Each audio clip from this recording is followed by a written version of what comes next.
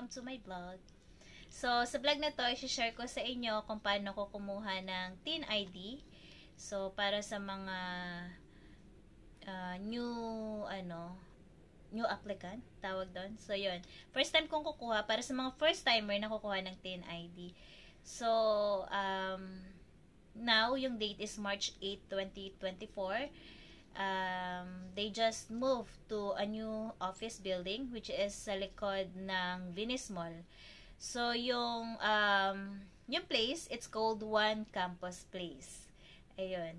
So kung magdadala po kayo ng sasakyan, wala silang parking sa loob kasi exclusive lang daw yun pang staff, building staff. Yun lang yung pwede mag-park doon. So yung option nyo lang is sa Venice Mall parking. So, magpa-park po kayo sa Venice Mall. Yung first 3 hours is 50 pesos. And then, subsequent will be 20 pesos per hour. Ayun. So, ayun. So, kung taga-tagig kayo, I suggest mag-angkas na lang kayo. Kasi you never know kung gaano kayo katagal, mag-iintay, or baka matraffic pa, 'di ba? Kung taga-tagig lang, I suggest talaga. Fan ako ng angkas pag tinatamad ako mag-drive. Anyway, ayun. So, requirements. So, pag pumasok kayo, mag-register kayo sa security. And then, pagpasok nyo ulit, may another registration. And then, akyat kayo sa level 2. So, sa level 2, ang unang-una nyong kukunin is the queue number. Sabihin nyo kay Kuyang Security, kukuha po ako ng TIN ID. So, bibigyan nila kayo ng queue number. Then, pag may queue number na kayo, punta na kayo dun sa reception, sa front desk, kumuha kayo ng 2 copy ng Form 1905. Ayun. Para, habang nag-fill up kayo ng form, is nagra-run na yung queue number nyo, diba? Para hindi sayang yung time nyo. Ayun. So, after that, dapat meron din kayong naka-prepare na isang 1x1 ID. So, si 1x1 ID, dapat it's a proper ID picture. And, the second requirements is yung government-issued ID na dapat naka-stated yung address nyo dun sa ID. Dapat yung address nyo is either Taguig or Pateros. So, sa akin, ang ID na pinrovide ko sa kanila is yung driving license ko. So, yun. And, alternatively, for example, wala kayong government-issued ID, you can also bring barangay certificate. So, yun. Ayun lang naman. And, yung 2 copy ng Form 1905. So, eto guys, sa mga, for example, wala kayong Xerox, kasi kailangan nyo ipa-Xerox si ID.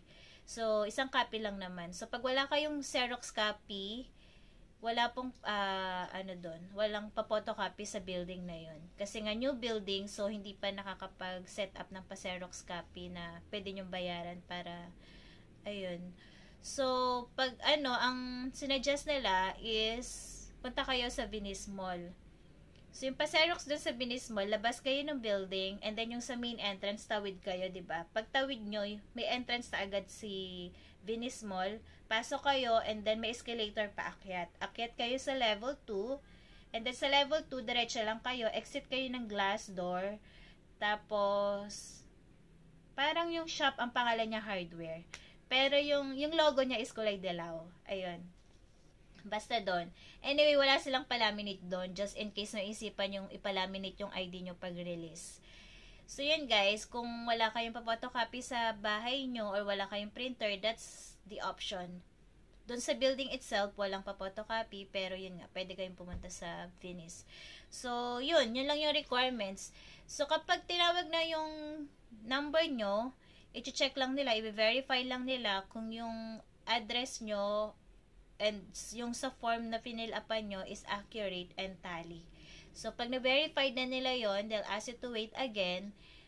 So, yon, pag maghihintay kayo kasi to release your ID. So, you'll get your TIN ID on the same day. That's a good thing. Ayan, guys. So, ayun lang naman. So, ulitin natin yung process. Pasok kayo, register, then kuha kayo ng queue number, then kuha kayo ng Form 1905.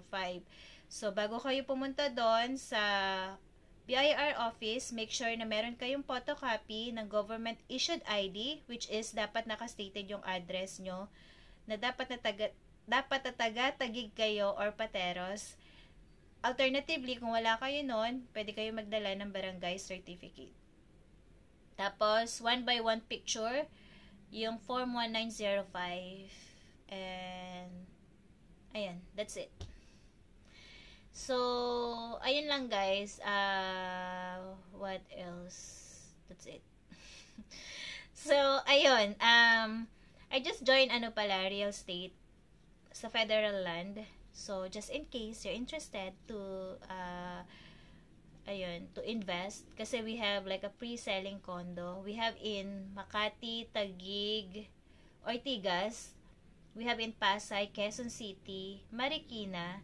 So, kung bet nyo yung mga within that location, yeah, let me know. Maybe I can help. Charot. So, kaka-join ko lang last month. So, this month is my second month. So, yes, first time ko sa real estate, and I hope it works. Ayun lang guys. Thank you for watching. Bye-bye.